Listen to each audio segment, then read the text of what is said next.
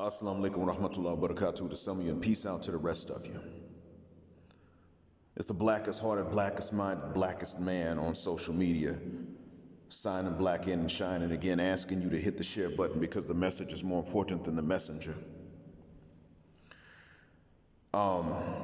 This one is regarding Mr. Fantastic and his balance on colorism.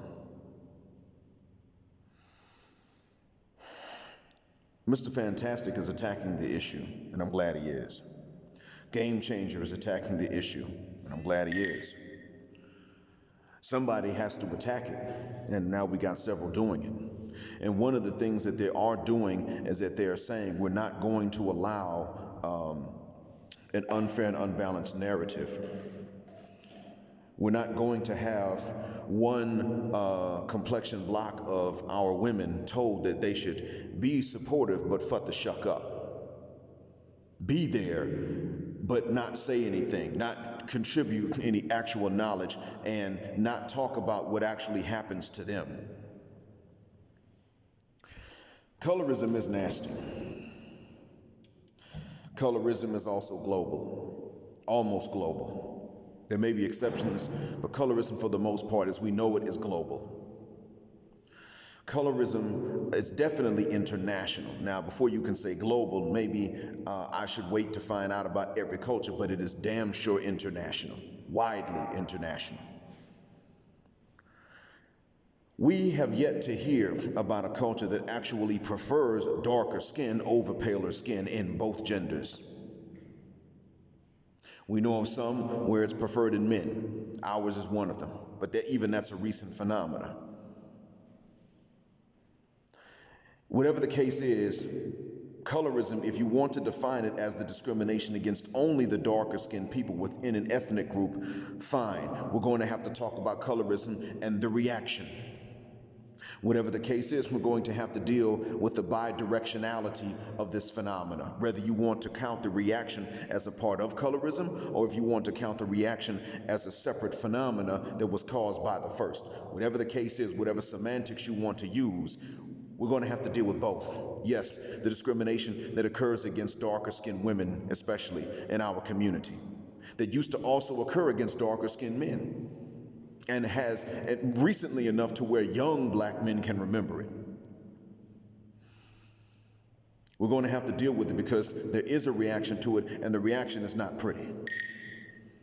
And I know there's a reaction to it because I lived through the reaction. The reaction happened just as I was old enough to start being chosen or unchosen by the opposite gender. And all of a sudden, I was fully expected and demanded to do more to get the same thing out of the same women. All of a sudden, even in middle school, talking to me as a girl could get you called a slut real fast. And we're talking middle school when people aren't really screwing, or at least in my day, they weren't screwing like that. We're dealing with that. That's what we're dealing with. We're dealing with a scenario in which you, just like some men or women think that some men get talked bad about because they're with a girl that's very dark, when in fact that's probably on the way out now. If it's even still a thing, we're dealing with a scenario in which 30 years ago, yes, when you started off as a woman and you were talking to a light-skinned guy, you could get talked about bad for that if he was too pale. Couldn't be seen talking no heavy D looking ass Negro. This is a real thing. The reaction has been there for a long time. And that is because we have always been the people that have resisted discrimination against us. We have reacted to the discrimination against us from white folks. And there are certain things for which we look down on them, and we have every right. That's why you see my title as it is. You think it's two separate issues, I'm tying them together at this point. Even though they are two separate things, they come very closely related. You see, you can relate colorism to white supremacy in our culture, maybe not among the Indians, because they've been white supremacists since before they met real white people. That's in their religion. They will tell you the caste system is a part of the Hindu religion. Well, the caste system is called Varna, and Varna actually means color. That's the primary meaning of that word, Varna. V-A-R-N-A, spelled in English. Varna, color. Their religion is white supremacist. But when it comes to us as black folks, no. For the most part, we have been, if we're honest about it, we had to learn colorism from the outside. And truth be told, I as a man have noticed that what I really care the most about when I'm dealing with a woman as far as her color, the primary concern for me is that she's the same color throughout. That actually means more to me than the individual color. But then afterwards, I've learned to prefer actually in the middle. Light-skinned women can be cute. They can be. Chocolate sisters, Lord have mercy. They can be cute. Both can also be ugly. But what I've learned to prefer is in the middle for one reason. I found over the years, see, I was trained this way. I didn't really have much of a color preference past the 4th grade. Or really, let's say into middle school, I didn't have much of one. I began to disprefer actually white girls at that point because I was learning the history. And the thing is that just like my tastes were able to change to exclude someone based on history that happened to other people, my taste changed based on my own history that I had to live through and experience. And what that was that when I was dealing with either extreme, they seemed to be offended. If they were in the middle, not so much. But if they were on either end of the spectrum, yes, they were offended if I paid attention to them, even if they liked me. Because they didn't want their friends calling them names for being seen talking to me. It took years to fully understand what was going on, but at the end of the day, still, it didn't take years to understand. Well, it took me a very short time to understand what was going on. It took me a long time to be able to understand why and to articulate it. I understood it before I could explain it. And because I understood it, early on, my taste began to change. Okay, who am I not offending when I pay attention to them? Eventually, it got to a point where I actually preferred being by myself because I didn't feel safe. I didn't feel like any woman was safe once they were with me because not really so much what other guys would say. That stopped halfway through high school. What's another dude gonna say about it? He ain't gonna say nothing. What kept on was the fear of what other women were gonna say about her because of that. That's what really started to get to me. And I began to wonder, if they're being talked about bad for having a boyfriend, how come they're not being talked about bad for having another boyfriend? It seems like they're still worried about this with me in high school, even though that sounds like a middle school thing. I don't want people to know I got a boyfriend, I'm talking to somebody. High school, I came to realize towards the end of high school, I came to realize they didn't want anyone to know they were talking to me. And others have been through something similar. And it took years again. It took up until 2001, that summer, shortly before 9/11, for me to be told plainly it was based on color and hair texture. The reaction to colorism or colorism itself, however you want to categorize it. Mr. Fantastic was trying to tell some of these ladies on that live stream to, one, love themselves, and number two, understand that this was not something that only went in one direction. I heard a few minutes of it, and what did I hear? He and she were arguing, going at each other's throats, and they weren't letting each other finish. But I tried to trace back to it. I tried to click back, and what I found is she was the one going in on him first. I don't know which one raised their voice first, but she obviously was saying to him that this was a one-way thing and that whatever light-skinned girls went through did not count when they were growing up. I know that this thing has been going on for generations, actually. How do I know? Remember when I told y'all that these baby boomers are a damn problem, and that I heard one of my friend's mother go in on her nephew? Yeah, well, that friend's mother, she also talked about reverse colorism if you want to call it that, or the reaction to it, or colorism itself. She talked about the backlash against the light-skinned when she was a child.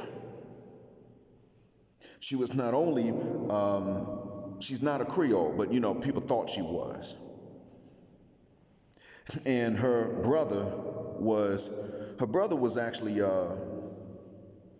brother was kind of pale, and her brother actually had straight hair. She, of course, was quite light-skinned. She actually, my second ex-wife looked a lot like her, to be honest. Of course, they spoke different languages. Now, she got chased. She said that the first time she was chased after, they caught her. I don't remember what they did to her. After that, they could never catch her again. She was chased not because of something she did or because of something she said even. She was chased after because they thought that she was conceited.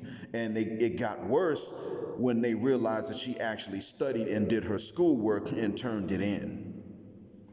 So first they were looking at her and whispering, trying to figure her out. Then she started doing her schoolwork, turning it in. She could answer some of the questions from the previous day's lesson in class. And then the next day she would be able to answer the questions from today's lesson. And they chased after her. And they did it to her, singling her out because she was light-skinned with a thin nose. That was enough. This has been going on in both directions. What I've been saying for a while, though, is that light-skinned girls, light-skinned black women do not grow up with a hatred for darker skin because they are imprinted early upon that these are their relatives. We don't predominate as far as the population goes. We're on one end of the spectrum that is a minority. The opposite end of the spectrum is maybe a minority in the United States, but it is a much larger minority as far as our complexions go. The darkest of us outnumber the palest of us, and many of us are somewhere in the middle. We don't have that sort of, we don't come up with this. This is not an instinct that you pick up as a black person. Because you're light-skinned, as soon as you lose melanin, you don't like darker-skinned people anymore. That's not the way that works. Now, maybe this is the case among other races. Maybe that is. Take India, for instance. Maybe it's an instinct. Maybe they bred this into themselves for so many generations that now they're born with this preference. It's in the blood. It's in the DNA. Maybe they have a gene for it. That's possible. I doubt it, but it may be. But we're talking about us. We've only been through being kidnapped and going through this brainwashing for 400 years. That's not enough to where you can come up with a new trait that governs behavior. Not for us.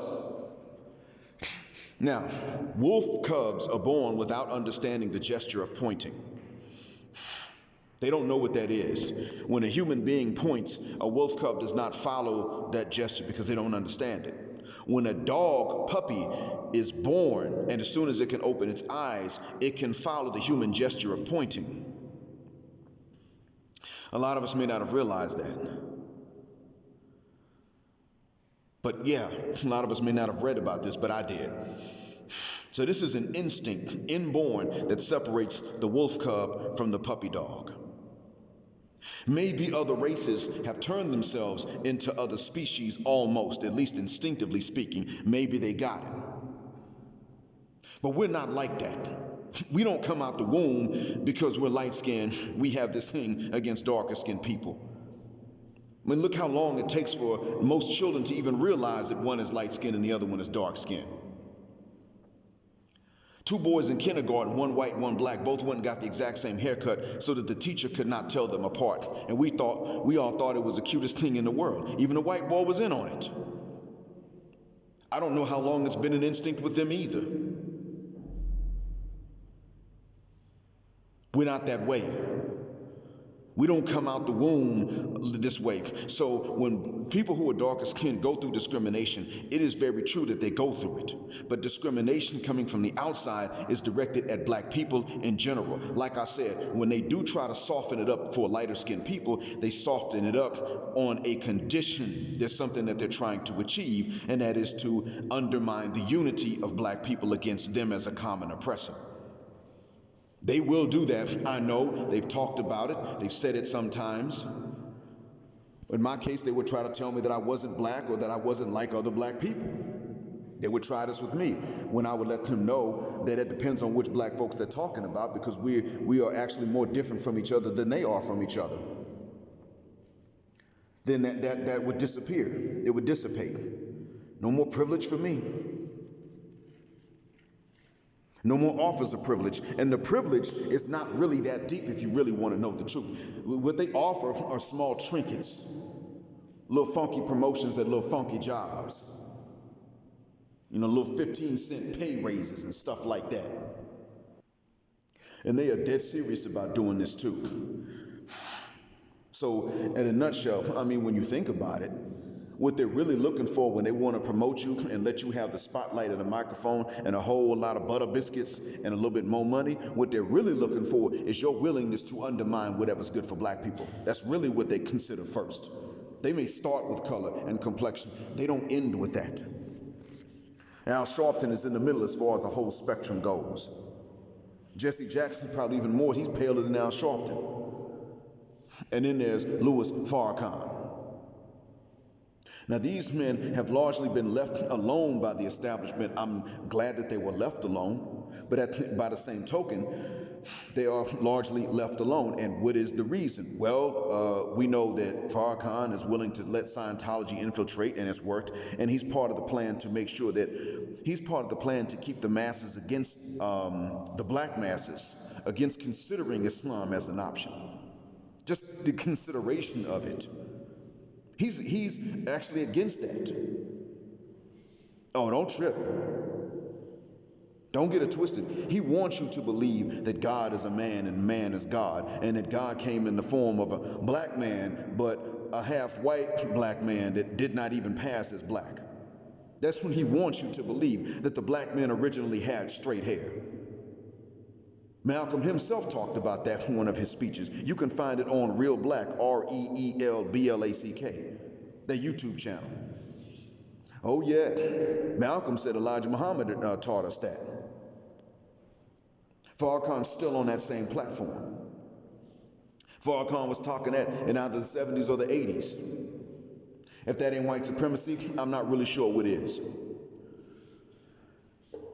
The original man had naps, I'm pretty sure. How do I know? Because you still find them in different parts of the world now. Where I live, you find plenty of naps. And it's not just where I live. You can even go into Southeastern Asia. You'll find people with that bone straight hair straighter than white folks, but you'll also find some people with the beady nappy, using Afro picks, the same as us, to comb through it. Oh yeah. It has survived among many populations. But he's talking that stuff. Then there's Messy Jesse. Well, y'all know more about his dirt than I do. Then there's Al Sharpton, who came out used to be an informant, although apparently it wasn't against black people. He used to be an informant. For them, that's enough. That's what we're dealing with right here. That's what we're going through at this point. It doesn't matter what their shades were, because they're fairly across the spectrum. We just simply don't have somebody, Wesley Snipes black, and he ain't as dark as Jimon Hunsu. That's all we don't have up there on that stage with them. That's all that's missing. And that does tell me something. I'm glad that you don't have somebody that tropical looking that's also considered to have been some sort of informant or done something that undermines black folks. I'm glad that we don't see that up there. Why am I glad we don't see it? Because light-skinned black people are not naturally colorist. It has to be taught, and even then a lot of us think that stuff is stupid. Is it a real phenomena? Has it affected some people? Yes, but most of us believe that it's a dumb idea. Most of us don't like to see that our families might split up along these lines. But who's been running our families? You can't sit up here and tell me that the black woman's been running the black family all this time. It's all matriarchal. And then sit up and say that they're not the ones that are promoting colorism. No, they're promoting colorism. Hands down, they're promoting colorism. I know they are. And the reason I know is because when I go somewhere, nobody looks at me or my daughters and says, oh, they got pretty skin except sisters. Nobody else even thinks to say something like that. And even then, most of them don't want to say that about me. They want to say it about my daughters. I told you all yesterday what one said about my daughter, assuming that my daughter would be a colorist. Most of us are actually militantly against this stuff. That same daughter that a security guard thought was colorist or would be colorist, that same daughter is learning a few words of Swahili. She's at an African-centered school. She's learning the dances. So when she learns ABC and 1, 2, 3 and history, she's actually learning our story. This is something upon which I and her mother could agree. We're going to give them a black education. Blackety black, bliggity black. Where when they find out that Columbus is said to have discovered America, they bust out laughing. Because they're like, no, he was following some Africans. But you see, the thing is that this lady did not want to hear him talk about the dual nature. The actual problem with it is that we are divided up by this. And this division does run both ways. Yes, there are families that will praise lighter-skinned chicks in the family. Sometimes lighter-skinned boys, sometimes. There are families that will do this. There are family members that will do it. There are others that will retaliate by talking even about kids and calling them piss-colored. I've been through both. Growing up, looking back, I've been in situations where I was favored and I've been in situations where I was disfavored. Guess which one happened the most often? To be honest with you, growing up, being disfavored was more likely. Now, among elders, especially church-going elders, oh yeah, either the women or men who were raised by no man around, I was more likely to be favored. But when it got to younger adults and my own age, I was more likely to be disfavored. But then again, also so with the darkest, so in reality, the truth be told, but if you come up on either end of the spectrum in the black community, you're going to catch it.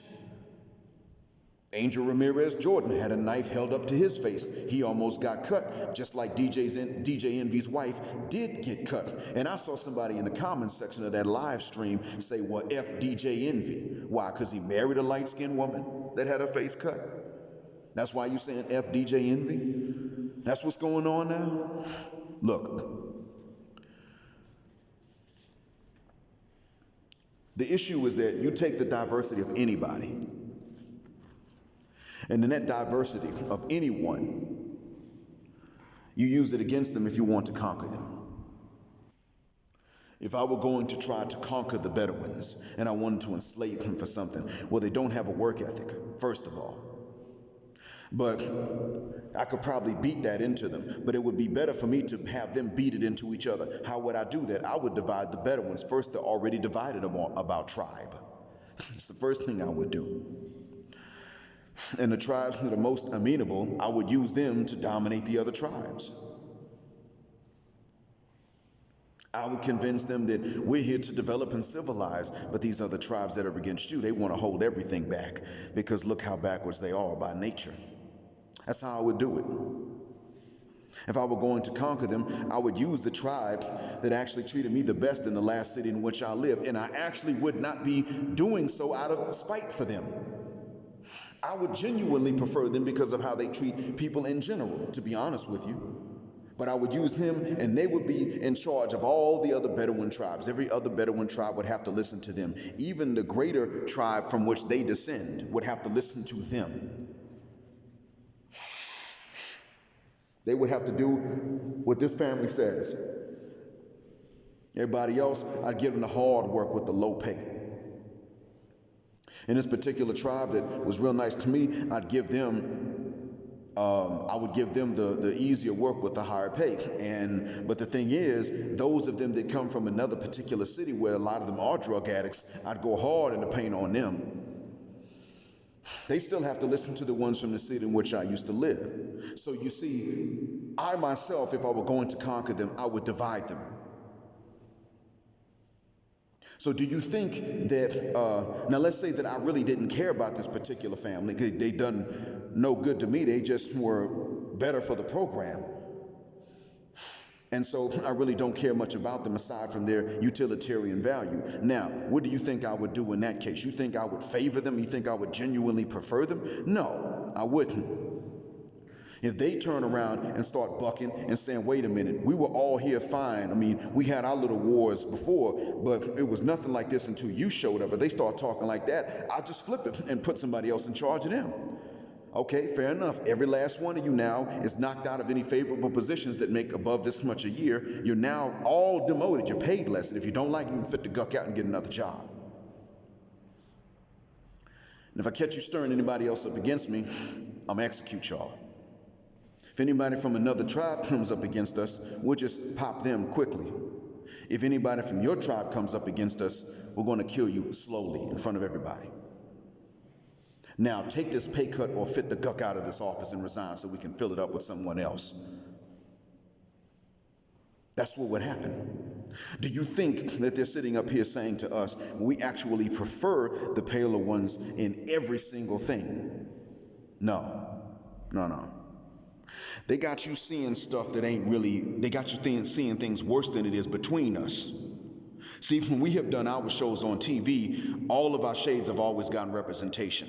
It is very true that when it came to music videos, many people preferred to put paler women in these videos, not exclusively, just many people preferred to do it. That part is true. But look who was running those. If you really want to know the truth, uneducated rappers, uneducated singers, and really, to tell the truth, they weren't the ones making these decisions. Who you really had making those decisions as to what content would be promoted, not necessarily made, but what content would be promoted and which content and how it was going to be depicted in music videos, well, those were executives and promoters, and they were not us. As a matter of fact, they weren't even just every other white person. They were a specific type of white folks who have not always been considered white, by the way. And for them, yes, divide and conquer, that's a real thing for them. They'll tell you that. I know because one of them became a Muslim, and he said this on the news. He said, we grow up in this community learning how to be very clever. He admitted this. Now, the truth be told, Mr. Fantastic is correct in his assessment. This is a problem going both ways. If you are a light-skinned girl, you're more likely to get your butt whooped because of your shade. You're also more likely to be promoted in terms of entertainment, and these days even more so than before. You're more likely to be selected as a model. That's true. You're more likely to be elevated so that you can, by white folks, elevated up and above so that you can tell everybody else what to do. These things are true, yes. But the truth be told, light-skinned black folks in general are also more likely to not accept the condition that they have to crap on other black folks. If you are looking for somebody who's willing to be your ally against white supremacy, it's going to be other black people of various shades. You're not going to find it with the Indian. You're not going to find it with the Pakistani. You're not necessarily going to find this with most of Latin America. It really depends. The pockets do change. Many Colombians actually do appreciate their African heritage. That generally does tend to be true. This is what you're going to find. Latin America's kind of divided about that, but you're going to find a lot of black Latinos that are becoming more and more proud of their African ancestry. So again, you're dealing with allies that primarily do look like us and come from us. You'll find it in Melanesia, the South Pacific Islands, where they are clearly and unmistakably black. That's where you're likely to find it. You are not necessarily going to find this among some semi-Negroes living around where I live or in neighboring countries. You may be looking for them to do this, and maybe you're mad because the only allies you have that are not as dark as you still come from you. Maybe that's what ticks some of you off. And I'm not talking about every dark-skinned person right now. I'm talking to specifically the ones who want to say that light-skinned black folks are not a part of the race and that they're a damn problem. I'm telling you that's not the case. Not at all. When I was in 4th grade, I considered limiting myself to lighter-skinned sisters, not even because I thought they were the only ones that were cute. It was actually because I thought they were the ones that would be the least offended by me. That's why. That's the real reason. They didn't ask me, well, what are you and where do you come from? It was more typical looking sisters that would ask me, well, what are you and why is your hair like that? Even if they liked it, even if they liked to play in it, they still ask, where did you get this from? You know what else they asked? Can you fight? The hybristophilia was as early as 4th grade from sisters. The paler ones did not ask me that question. They didn't ask me anything about my background until we knew each other for a while. But you know what else, though? They were rare. I didn't see many of them. I mean, they existed, but I didn't come across many of them that much. Therefore, what do you think I was taught at a young age? When I told a neighbor of mine who was an adult about my idea, mind you, I was in 4th grade, I didn't get to finish my idea or tell her why.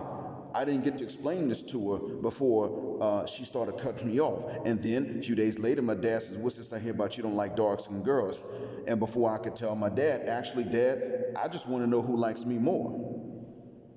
I mean, they tend to have questions that they ask me the questions that you told me are not important. Before I could finish that, my dad said, oh, no, that's not going to happen. And you know what? I listened because I was a kid. This is one man's experience. Do you think no other black man in America went through this? Because as many of you are going to be very quick to tell me on YouTube, black mind, you ain't nothing special. Ain't nothing different about you. You ain't go through nothing nobody else went through. Exactly. So when I tell you what I went through, I'm telling you what we have gone through. We are not up here as a whole, trying to divide ourselves from the community. That has never been the case. There have been those who want to come along and tell us that we're not a part of the community. Even people who don't hate me want to tell me now, black mind, you're not black. I know the sentence sounds strange, but they're using my real name at times when they're telling me this. But the fact remains that if I did a DNA swab, I would come out mostly black. I'm sure it will be Western Central African. I'm sure that that's what will wind up being the case. And yet and still, I would be told by us that I'm not black because I ain't black enough. And yet and still, if I were to tell black people, well, you know what, I found out recently that I'm not black, but I grew up thinking I was. Not only would they laugh at that, but if they did the DNA and they looked at it, they would turn around and say, oh no, nigga, you still black. Now get over here and tell this police officer that it was you that had this stuff in your car. If you're really black, get me out of this stuff. I know because I dealt with this before. Not black, never black enough. But you still too black when it's time for white folks to benefit, you are still too black to be allowed to collect any of those things as well. What we're dealing with is not a scenario in which we get together and we say we're going to go and beat up on somebody because they dark-skinned. We might have a few jokes we make, but outright hating somebody because they dark-skinned? No. That's not something that light-skinned black men or light-skinned black women have. And usually when I've made jokes about how dark somebody is, they were compliments because black people need to compliment each other more, and we don't do that for various things, that included. If I tell you that Mr. Fantastic can sit in the car and sneeze and tint the windows, I'm complimenting him. I'm not insulting the man. I wish somebody would say that about me. But you see, black folks don't compliment each other, period, regardless of shade. And so some of you, a lot of sisters especially, are really triggered by this stuff. I mean, you were triggered by just black people being diverse. And this bothers you. And you fail to understand that the level of UV radiation exposure throughout the year has a hell of a lot more of an influence on complexion than somebody's militancy.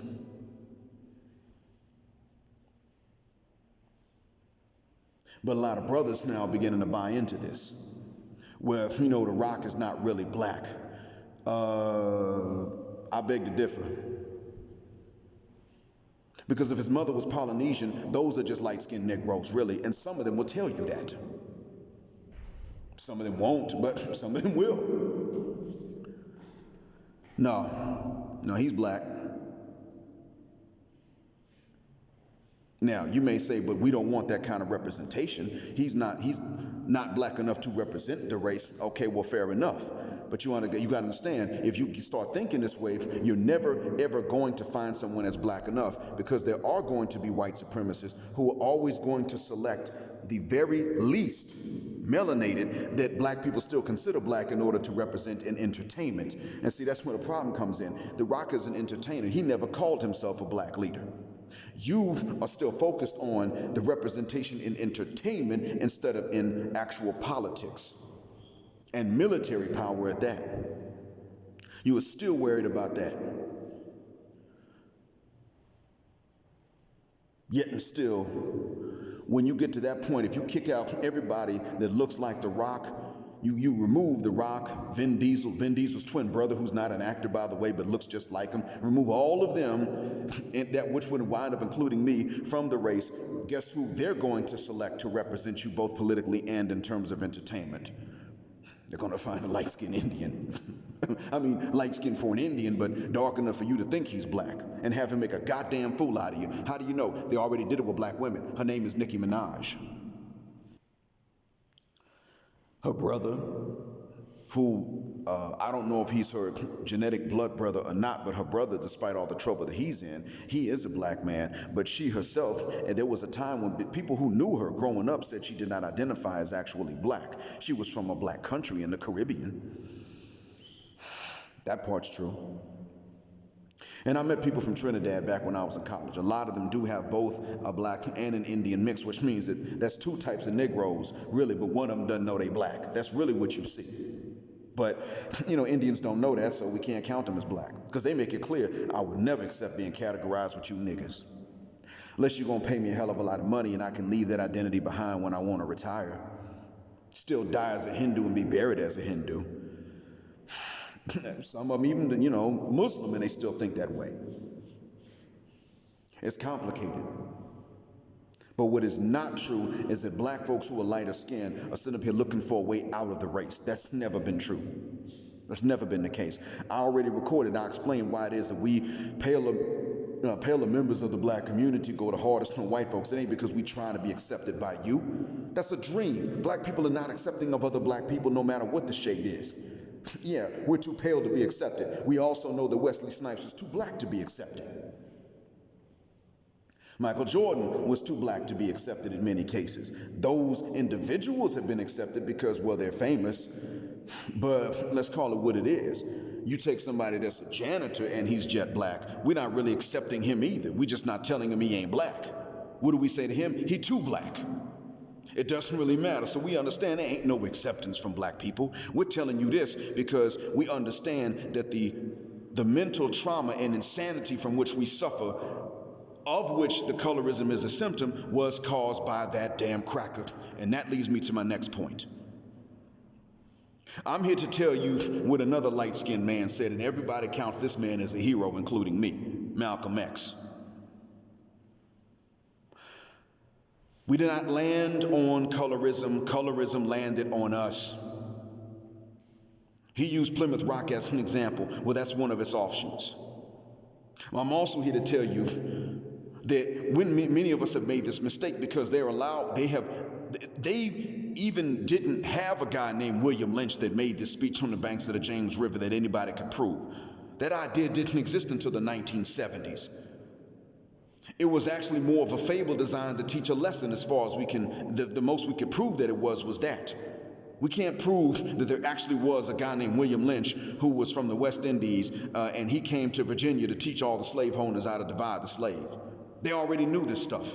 If you really want to know history, from before the states were even states, back when they were colonies, the slave owners were the planter class. They were also the political class for their states. So they would either meet in the state capitals at the state government level, or they would go into the capitals of the Congressional Congress afterwards, and they would meet. After the United States became an independent nation, they would go into first Philadelphia and then later on New York and then Washington, D.C. as the capitals moved, if they were in the federal government. The point I'm making is that the planter class was tightly knit. They knew each other. They had plenty of opportunities annually for them to meet and discuss how they were going to control their niggas. That's you and that's me. Light skin, dark skin, period. Even those who were not recognizable as black at all, but were born to slave mothers, same thing. The fact is that many black women just hate black men for not being white men, and colorism is something for which they can blame us even though we didn't perpetuate this. That's really what it comes down to. But I'm going to tell you what Malcolm X said. He said, I charged the white man, and he went down a list of crimes. And if you look at the movie Malcolm X, that's actually him talking. And he gave the whole list of crimes for which he charged them. I'm telling you that you, many of you, regardless of your shade, many of you let a fictitious man who never may have existed, William Lynch, come along and give white folks something out of the playbook. And it worked. And he may not have even been a real person. And it worked. They got us so distracted talking about colorism now, and then trying to say that it doesn't go both ways, that they got you overlooking the one that really does discriminate against both of us, and it does not go both ways because they're never victimized by discrimination. You forgot to charge that goddamn white man for being the greatest liar on earth, the greatest deceiver on earth, the greatest kidnapper on earth, the greatest rapist on earth, the greatest enslaver on earth, the greatest criminal all around on earth. You forgot to charge him. You started charging each other. Well, you all discriminate against us because we dark-skinned. No, the Indian discriminates against other black people because they're darker than themselves. That's why they don't even count themselves as black. No, the non-black Latinos do this, and even the black Latinos used to do this to a certain extent. And they wouldn't call themselves black either. No. The Arabs do this, and they don't call themselves black. And you can see it in their blood. You can see it when you look at them. The Persians, the Afghans, all these neighbors to the Arabs, they do this. They discriminate against somebody for being dark, but they also don't call themselves black. Here we are coming straight out the continent of Mama Africa. Straight out of it, straight out of your loins, talking about we black. And what happens? Now we're told that we ain't black enough and that we're actually a worse problem than the white man. No, nobody's ever a worse problem than them. They're just not putting their foot on your neck as much right now because we're distracted with this. If we get rid of this distraction, say, wait a minute, we did learn this from the cracker, they're going to step it up again and there're going to be some more police shootings. Watch me. See, we weren't saying this much. We didn't hear this much talk back in 2016, did you? That was when Alton Sterling and Philando Castile got killed, and they weren't the only ones. That was also when two black deputy marshals in Louisiana mistakenly shot a white boy because the white boy's dad was using the car as a weapon against them, and they opened fire, not knowing the kid was in the car. That death was the fault of the father. That father is still free. Those two black deputy marshals, they're in Angola prison right now. Two black ex-law enforcement officers in one of the worst prisons in the United States. For something that wasn't even a crime that they committed, but rather a crime that the father of the victim committed. A white guy. We forgot about that. We forgot that George Zimmerman skated, and that's because we were actually beginning to sound more united around that time. Now we're talking about colorism again. forgetting to blame that goddamn white man for being the biggest criminal on earth that he is. And what happens? These shootings kind of stopped. They put Muhammad Noor in Minnesota in prison for shooting that white chick from Australia who ran up and slammed the car. Scared the hell out of him. Put him in prison for 12 years. And we up here arguing about something that actually does exist, but we arguing about how unidirectional it is. White supremacy does work that way, yes. Globally speaking or internationally speaking, yes. White supremacy is always the paler people against the darker people. Colorism, there may have been a time when you could say that colorism really it advantaged you among black people to be born paler skinned. There was a time. Now there's a backlash. And the backlash actually is not very new. It's quite old, to be honest. And we have made sure that nobody gets favored among us. We have seen to it that nobody among us has it much better than the other. Because if we think someone has it easier for any reason, what do? We go hard on them. We do that with academics. That's why we call somebody a geek or a nerd for studying. We think white folks are going to go easier on that person for being smart, being bookish, being white. So we make it harder for them no matter what shade that person is, especially if it's a boy. We start with that.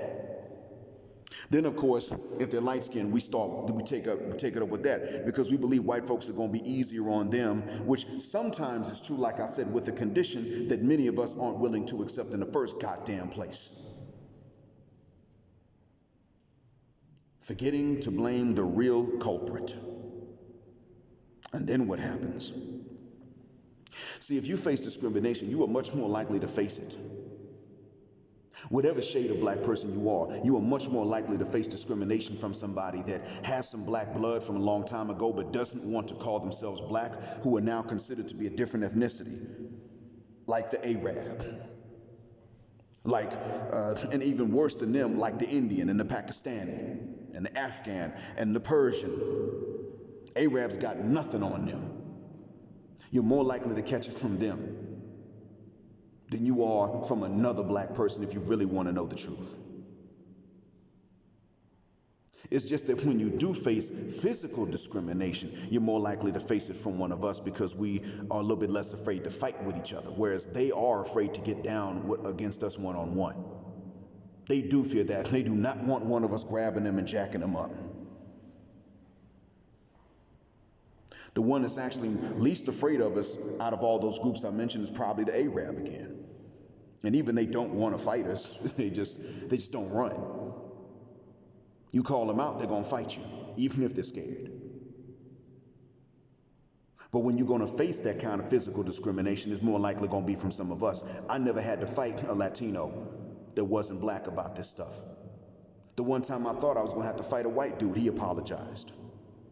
Actually, 2 times, I take that back, 2 times in the same high school, within the same school year. They apologized eventually. Black folk ain't never done, even when they were wrong, and say, man, I'm sorry, I messed that up. I can't say never, but it's a very rare thing. By the time black folks are ready to fight with me about something or were ready to fight about stuff I didn't do, they weren't going to say sorry. And there were times that when I finally went to an all-black high school, I had to fight 3 times in 1 year. Twice at the school, once in the neighborhood. And yes, it was because of my shade. Nobody told me this outright until after my very last fight. Nobody said anything about white folks at my school except me and my brother. We were the only ones at that high school that would tell you what white folks were like and to watch out for them. Yeah, we know some are good, but you still got to watch out for the ones you don't know that well. Yeah, we're not telling you to kick your friend to the curb if he's been your boy ever since y'all was knee high and he ain't never betrayed you. I'm not telling you that. I'm telling you to watch out for his relatives if they come around because of what they may do. For me talking this stuff, which was very sensible, man, fuck the shuck up. But then one day, one of them had the bright idea to start calling me Larry Bird and really start going off. And he had already transgressed. He had crossed bounds before. I went trying to remember why I was so angry. I eventually remembered something else he'd done previously, and I'd said to myself at that time, if he ever gets out of pocket with me, I'm gonna hurt him because he wouldn't do it to somebody else. And he would not. He did it with me that day. I remember why it was so bothersome. I left my car after listening to nothing but some Snoop, some Ice Cube, and some DMX wasn't out at that time. Wu-Tang Clan. After coming out of my car lunch, I went to the cafeteria. I told my partners, don't let his boys jump in. Leave it between me and him. I picked up a chair because I was initially going to knock him unconscious. Then I thought, well, his boys are sitting next to him and I'm not after them unless they jump in. So I'm not going to take that risk with this chair. So I walked up and told them, excuse me, I need to borrow him for a second. He looked up at me like I was going to ask him some regular mundane question or something after what he had done. And I said to him, 6 million ways to die, choose one. And I swung on him. And I kept clipping him and just kept on clipping him. He got up, and I was angry that he was willing to get up after I was drilling him like that. His boys got up. They came in. I started swinging on them, and some of them actually jumped back for a little bit because they didn't think I was they weren't sure it was me, actually. Because, you know, light-skinned brother and his hair straight, my hair was long at that time. He fighting like this. Is this really him? Some of my classmates came in, and they were the reasons I didn't get hit from behind or from the side where I could not see.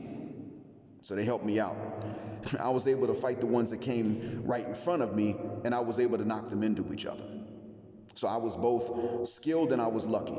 It was both.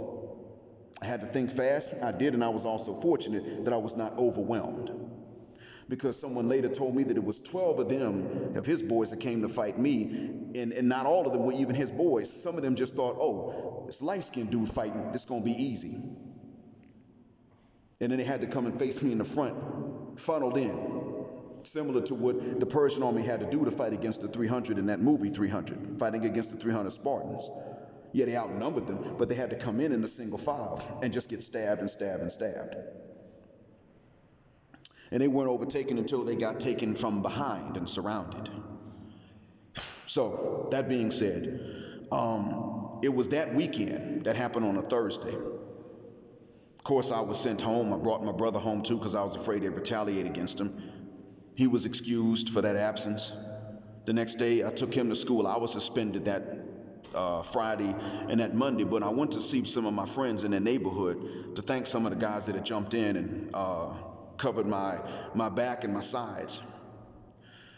And one of them told me, I'll never forget, I don't think he's hearing this message, but he said to me, Black, you know, I asked him, why is it that this guy and somebody else have been willing to argue with me about stuff they don't argue with nobody else about?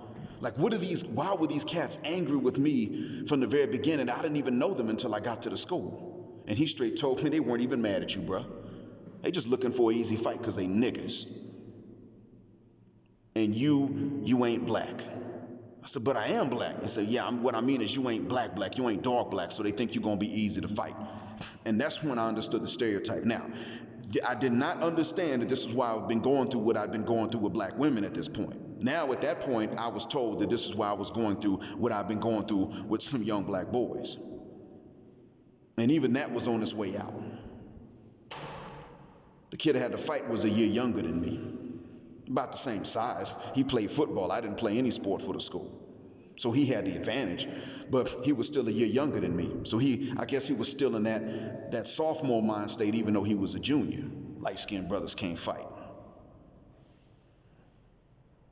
Why am I telling you about this? Because he also forgot to blame the white man. He has never had a fight with a white guy in his life. Never. He's worked with white people all his life. He's never said 2 words to any of them and gotten into any fights with them. He was given a job with a railroad company, started doing drugs, fell off. I heard about this years later.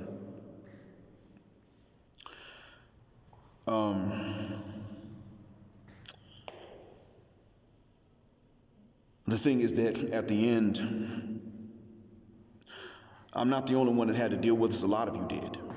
Many of you had to deal with this. When I finally left my hometown and I went to college less than half a year after this fight, actually, I remember some cats at the college telling me, yeah, man, we used to beat up on pretty boys, man. I mean, we're too old for that now, but I'm saying we used to do it back in high school. So I guess you did have to fight a lot, didn't you? And I told them I had to fight more often than I wanted to, but I'm not angry about that so much. I'm not angry that I had to have some fights. I'm pissed off that I never, ever, once I got out of middle school, as a matter of fact, even in middle school, all through middle and high school, I never had to fight a white guy, and I came from one of the most racist parts of the United States. That's the part that pisses me off. I always had to fight with my own kind. And here you sit up and tell me that you used to beat up on so-called pretty boys, and we're not even prettier than you. You got a square jaw and you got muscles I don't have. In my hometown, you would have girlfriends galore, 2 of them back to back, and some of them would even tolerate it. In my hometown, I have to settle. I'm the one that has to settle. At the time, I thought it was because I wasn't in the gym that much. I didn't have the muscles that the main guy doing the talking was doing. I thought that. But even he said, I even asked him, didn't this go both ways back where you grew up? And he said to me, no, not really, bro. No, pretty boys wasn't trying to fight at all. And I was like, damn.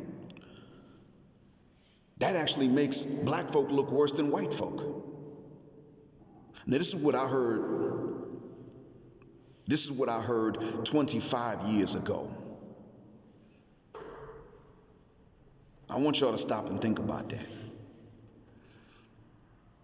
There was never a point where all the light-skinned Negroes from blackdom in America decided we want to be a separate category. If that did happen in another country in the Americas, fine, tell me more about it. I'm willing to listen and learn the history, but I'm not aware of any such movement to be the case in the United States. I've heard that maybe Du Bois called for it at one time. I've heard that maybe even Frederick Douglass called for this at one time. I've heard, I never read the proof, but I know that there was never a large-scale movement. And you can't count the Blue Vein Society because in many parts of the country, it was only a rumor.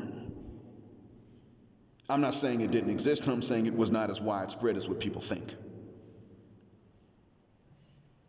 There was no mulatto or mixed or light-skinned separatist movement among black Americans. There wasn't even one of those, per se, in many of the English-speaking Caribbean countries. Some of you don't like the 1-drop rule. Okay, fair enough. What about 5 drops? What about 8 drops, huh? What about 40 drops out of 100? At what point is this going to stop? At what point are you going to, those of you who are calling for more separatism, those of you who want to say that the community does not discriminate against both extremes of the spectrum, at what point is it going to quit? At what point are you going to stop blaming other black folks for something they did not do? I'm not saying for what they did. We've done some stuff. All of us have. But what point are you going to stop blaming black folks for things they did not do and start charging that goddamn white man like Malcolm did? Because I can straight tell you now, that colorism that we had to learn from being oppressed by somebody, you will find in other cultures before they ever met a real white person. Where I live right now to this day, these people descend from us and they got it. If I take a 3-hour flight, I can be in the Indian subcontinent where that's a part of their religion and they also descend from us. And they had it before they ever saw the first Dutch or British man or Portuguese. Oh yeah, yes indeed. I can fly over into Japan. That's a long flight. I don't think I want to take that. But the point I'm making is that if I do fly over to Japan, that's a culture where even without hatred of necessarily black people, they still consider automatically dark skin to be unfavorable, especially so in women. And they had this in mind before they ever met their first white folks. You're dealing with something that is global. You're dealing with proof, actually, that Adam and Eve must have been black and that Satan hates them more than he hates any other human beings. Therefore, by extension, he hates those of us who resemble Adam and Eve the most. You want proof of Islam? There it is right there. You will be dealing with this as you travel and you will see it. You'll also see that you have a higher chance of being able to correct the self-hatred in some of these people more if you take time and get to know them. understand that they're victims of brainwashing, while still being militant against them when they decide they're going to be stubborn. You will see this, and you will find that oftentimes, in reality, when you look at the black folks that do travel to these areas, you'll see that the one that is the most militant against that form of brainwashing is going to be what you would call the red bone or the yellow bone. That's what you're going to find. You're not going to find that you ain't necessarily going to find that it's your Wesley Snipes looking brother that's going over there and confronting them about this stuff. He cool. No, it's that yellow bone and red bone that actually confronts them when they find this out. When someone says to them, well, you're not too black, you're acceptably black. What the F does that mean? That's going to be us. It's going to be people looking like me, and I look like Vin Diesel, without the muscles, I mean. It's going to be people looking like me that are up there in their faces about that. Because they'll say stuff like this to us and they won't say it to you. We get to hear it more, which is why we go harder in on them. So I beg to correct and differ with Minister Jap about that. Ain't no acceptance in the black community. That's the whole point. We're a community that's not able to accept. And that's why it is, I'm going to say this straight up. You're going to have to kick me out of considering myself black. You're going to have to expel me from that. Even then, I'm not going to lie to other people. If they ask me what I am, I tell them I'm black. Well, how come you're not over there with them? Well, because they don't know I'm black. That's all. And right now, they're going through a phase of paranoia because everybody's crapped on them and shitted on them. They can't tell the difference between me and those other people, so I don't want to scare them. I don't want to alarm them. But then when I tell them that I'm black, which I always do, you're going to see what happens then. They will come back and tell you, why don't you accept this guy? He's black. Well, why don't y'all take him in? Well, because you see, every time we say something like, oh, look at that white woman, he has a fit. He's scaring white people away from us. That's what you're going to find. Oh yeah, don't get it twisted. We're sitting up telling you stuff about them because we are not your enemies. They are. They're just willing to talk a little bit more loose around some of us sometimes because they might think that we're not black or they think we're not loyal. One of the two. I want you to think about that actress that played Malcolm X's mother. She also played that lady in another Spike Lee movie film, I Think She's Gotta Have It. And yes, she is cute. I'm not saying fine. I ain't ever seen her naked, but yeah, she's cute. Yeah, certainly. I would not have given her a chance when I was in my teens, or in my young adulthood for that matter. Would not have given her a shot. But now, after hearing some of what you all say, regardless of your complexion, hearing some of you all say that black men, that light-skinned black men and light-skinned black women don't go through any kind of discrimination in the community, when in fact we discriminate against everybody for every possible feature that a human being can have. After hearing some of this, I gotta tell you, had I been single, I probably would have gone back to Northern Africa and looked for black women that looked like her for one reason alone. Not because they're the only attractive ones. No, they're cute. The Chocolate Sister's cute too. I would have gone looking for her because I would not have been offensive to her. That's why. I know in America, I wouldn't give a sister like her a shot for a different reason. They aren't going, it's not that I hate them, it's that they're looking and they have this guilt and they're not going to give a guy like me a chance. You want to hear somebody say Vin Diesel's ugly, don't go to a Chocolate Sister. Go to a light-skinned woman. Oh, well, he fine, but I mean, he ugly in the face. I don't know if he really is or not, because he and I look too much alike. I can't really, I'm not going to sit up and say, what I do know is that most women don't count Vin Diesel as being ugly. Most don't. But light-skinned women, they're the ones that are most likely to tell you that that man is ugly. And that is because many times black folks who are not that dark are the most loyal, especially in the English-speaking Americas, the most loyal. And the least likely really to go jetting out and sticking or rubbing genitals with a member of the opposite gender but another race. Usually the least likely because they're trying to preserve the black blood that they have, oftentimes having more black blood than they themselves are aware they have. They may think that they have 40% black DNA, and in fact, they got something like 87. That happens a lot. Thinking that they have less than you, they may decide they want to protect it. So they're not going to be with nobody that's even light-skinned, even if that light-skinned person is only light-skinned, but is 100% African, which does happen, which is very possible because Africa's so doggone big. I mean, it's the size of the moon if you really want to know the truth. If you could touch its north to its south and its east to its west, rolling it into a sphere, it would be the size of the moon. And you know the moon is a good chunk. It's a large percentage of the size of the earth. So at the end of the day, what do you expect to have happen? It's diverse. What I want, though, is for you, all of you, to be the main ones to not have a problem with the diversity of our home continent that is reflected everywhere we've gone. Let everybody else have the problem with it and be confused and scratch their head. Even the North Africans that are not as dark as us, let them scratch their head trying to sort themselves out. Don't join them in this stuff. Don't start an argument you're not capable of winning because you don't know nothing. And don't sit up here and try to say to somebody who has been told they're black from generations ago before that they're not black without talking to a geneticist first. Now you can say somebody's not recognizable. You can say you didn't know, but you can't sit up and say that they're not if they learned from their parents and grandparents and their parents and parents and so on that they've been black. That means they got it from some black ancestor somewhere.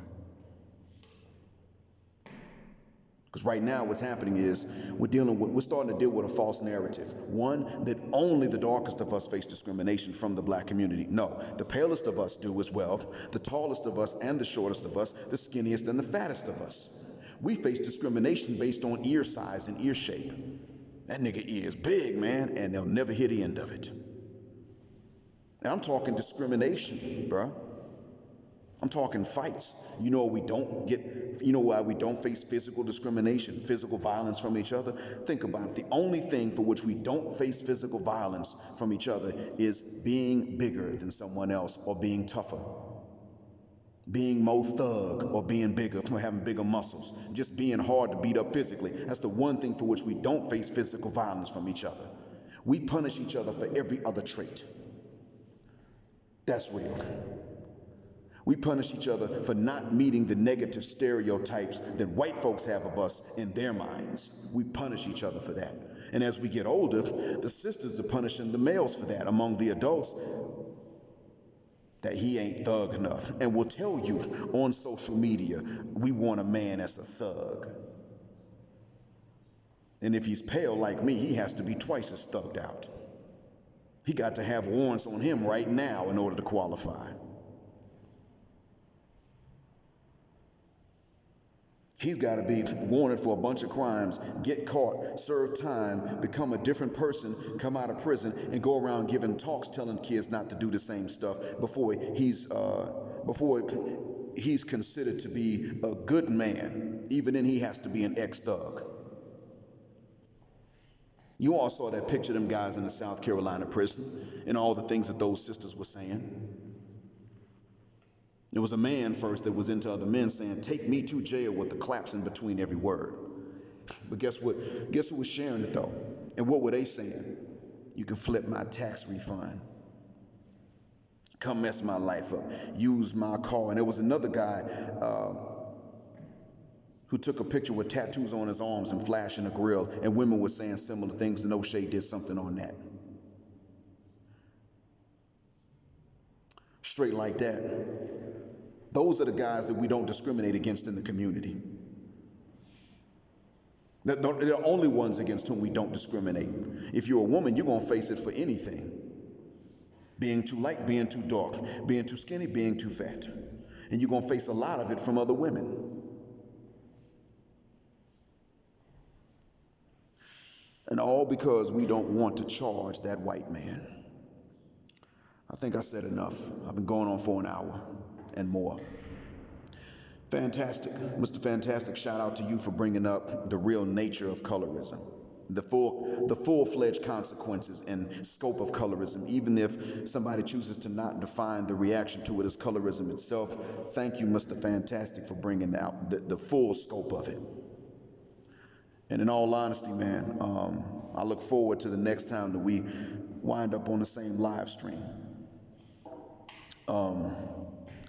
I know that eventually you're going to deal with what light-skinned black men have had to deal with when going through colorism. I'm not going to ask you to put me on that live stream, sir, because of the time difference between where we are. But I am going, if you want, I'll write something and send it to you that you can read or you can post up for people to fully understand the consequences of it as it affects light-skinned black men. And I'm not saying that it doesn't affect darker-skinned black men either, because the little bit that I do know about that, you know more about it. But I know it exists. I know that darker-skinned black men get an insult mixed in with the compliments that they're getting now, because the assumption is that they're not going to have their lives together. They just got a hell of a bedroom game. And that's a bit of an insult too, because that's like saying darker-skinned black men can't build nothing. They can't maintain nothing, except being a handyman maybe. They just throw it down in the bedroom. And that's somewhat of a dehumanizing stereotype. They're mules, they're horses in the bedroom, and they're not really much good for anything that requires intellect and learning. That's also white folks' negative stereotypes, and that's not fair to y'all. But I'm gonna let y'all speak more on it. And when you do have that live stream, I'm going to try to at least listen in to the replay if I'm not awake during that live stream, because I do want to hear more of them talk about what they've been facing. I want to hear more well-melanated brothers, highly melanated brothers, give their side of the story too, because at the end of the day, it is true. Colorism was not perpetuated from generation to generation by black men. It was learned by black boys and largely discarded by grown black men. That is the truth of the matter. And the more educated a black man gets, the more likely he is to discard something that goddamn stupid. We've all observed this. And when a black man does say something colorist, it is usually, there's something you can tie in together with them: low education and not being raised with dad. You can tie those two things in to link up all these black men that do say some colorist stuff. Thank you for listening. The blackest hearted, blackest minded, blackest man on social media, signing black out. Assalamu alaikum and black male power, just because Sapphire and a goddamn white man don't like it.